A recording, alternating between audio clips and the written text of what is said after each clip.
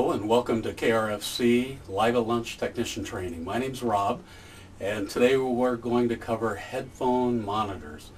So this is where a group in the studio, sometimes when you have a large band or somebody who just wants to hear more vocals in their ear or more guitar, or in the case of keyboards where you don't have an amplifier or a speaker in the studio, they need to hear or use headphones to hear themselves. So this will be covering the headphone amps out in the green studio, as well as how you set up the Mackie mixer here to accomplish that.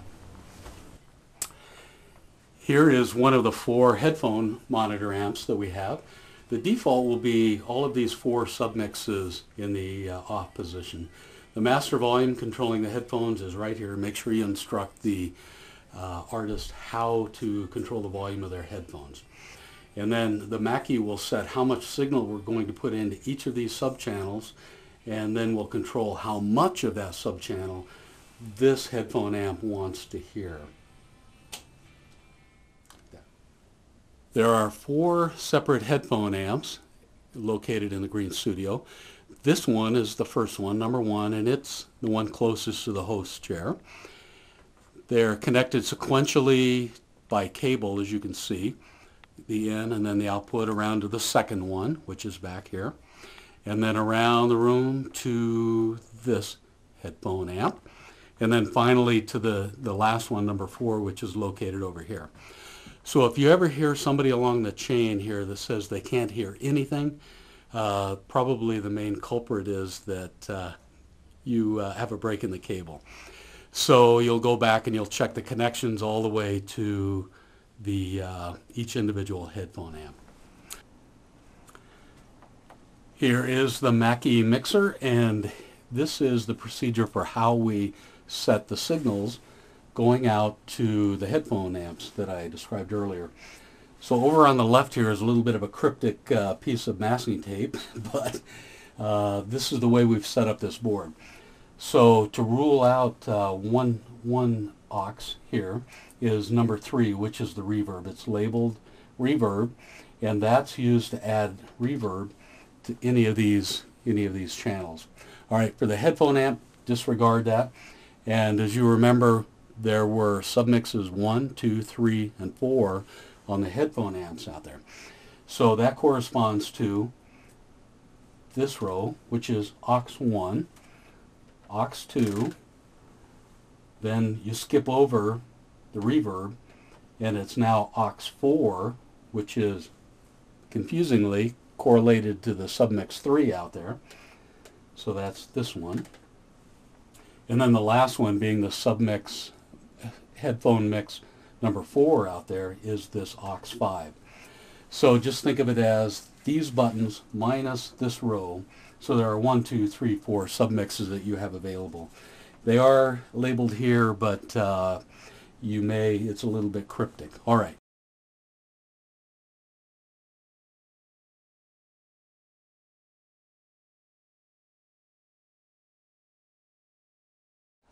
Now, what you would do if you want to add a little bit more of vocalist number 1 into the mix.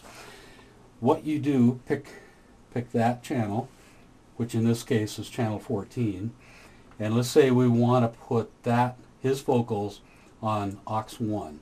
So what we do is crank up however much we want to send, make sure we have a strong signal. Then we also have to turn up the aux send here so that anything mixing out of this channel, the output of that, will go into aux 1, which will then go out to the submix, or the monitor submix, out in the room. Okay, so just make sure that you do have your aux send. If they still can't hear it, you could, you can up the volume on one of these two. All right, so now what that does, when you go back out into the room, anybody who wants to hear more of this vocalist can turn up their channel 1 on the headphone amp. So that's because we've put anything along here in channel 1 on the headphone amp. Now let's say there's nothing to keep us from adding more channels into that monitor mix 1. So let's say we just wanted to increase both vocals of both singers and equally, so that that'll let them hear both vocals above the regular guitar. So this will be their own personalized submix, like a monitor mix that's different from the output that the listener will hear. So the way we do that, here's the vocalist number 2. We want to put that in aux 1, so we just turn this up, you see? So now we have both vocalists on channel 1 of the headphone mix louder. They can then control the number 1 knob on the headphone amp higher or lower to get just their 2 vocals higher in the mix. Again, the listener will not hear anything, but only the people with the headphones on can hear this. Okay, for now, let's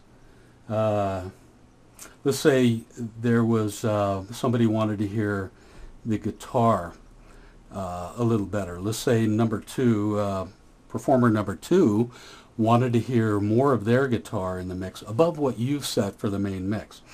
So we'll put that on headphone monitor 2. We'll put both of these left and rights on, again, aux 2, which corresponds to headphone monitor number 2 knob out in the green studio. So what we're going to do, turn that up, turn that up. So now these channels are being output to aux 2. We've got to make sure this is up so that there's a signal going out.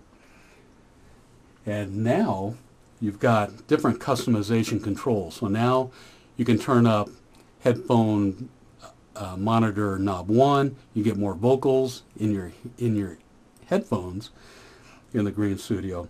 You can also turn the second knob up, and you can get more of this person's guitar in the mix. Okay, or less. If you don't want to hear any increase in that, let's say this guitarist did not want to hear that in the mix, they simply would turn their headphone amp knob number 2, which corresponds to aux 2, down to 0. And they won't hear any increased volume of this input into aux 1. But let's say they both wanted to hear more guitar. So we leave that on aux 2, but now we want to add guitarist number 1, left and right channel, and let's put him on headphone headphone monitor mix number 3, which, remember, 1, 2, skip over reverb 3. So that's this row. So we will turn up the right channel, guitar left channel. So now there's a signal being generated into aux 4. Make sure that goes out to the headphone amp. All right. That's pretty much it. You can customize anything in here. You can do multiple channels on one headphone mix channel. You can do only up to 4 submixes. So you only have aux 1, 2, 4, and 5. Those are the 4 headphone mixes out in the studio. I would advise this is only for the last resort, that you do a headphone mix only if you have a really noisy studio and you may have a vocalist who wants to hear something, or let's say the keyboard player can't hear it. If you have keys over here, you can put them on a headphone amp, and also so others can hear those keyboards which don't have a speaker. One of the drawbacks of this would be, or that I've actually seen, would be when you put vocalists in a submix, it comes across louder in their headphones.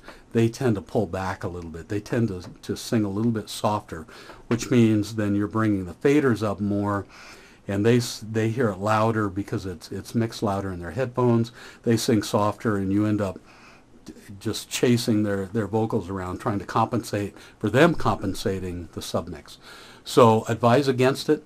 Only do this after you've done a complete sound check and you've got everything mixed in, because it's ideal that they should be hearing in their headphones exactly what goes across the on-air mix, which is the output of this board. So ideally, don't use them. Usually you don't have a lot of time to mix that.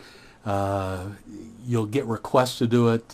Kind of postpone that until after you've done sound checks, and maybe try to do it at the last minute if you have time, but don't sacrifice your overall sound for headphone monitor mixes unless you really need it. All right, so that's it on the monitor, the headphone monitors. And again, double check all the connections if you get something that someone can't hear in one of the headphones. Also, you may find that the headphone quarter-inch jacks come loose of the cord, so you may get a short in those. I've had that happen several times. Go out and do a little troubleshooting. Have performers swap the headphones. Find one that works. Sometimes theirs just won't work or won't sound right. So try to get that going as soon as possible before you do a submix. All right. So that's it on headphone amps. One other thing of note might be to check these pre and post buttons over here for the auxes when you're doing the headphone mix. It should be set in the pre position, which means that the signal is being sent to the upstream side of the fader. So these faders will actually affect the amount of signal going out to the headphone amps. The only post button that should be down should be the reverb, and that means the reverb stays constant coming out of the reverb rack and into the signal. Also, since there's a return on the reverb, that the signal sent out and back, this is the only knob that needs to be turned up. All of these other aux 1 through 4 are turned off.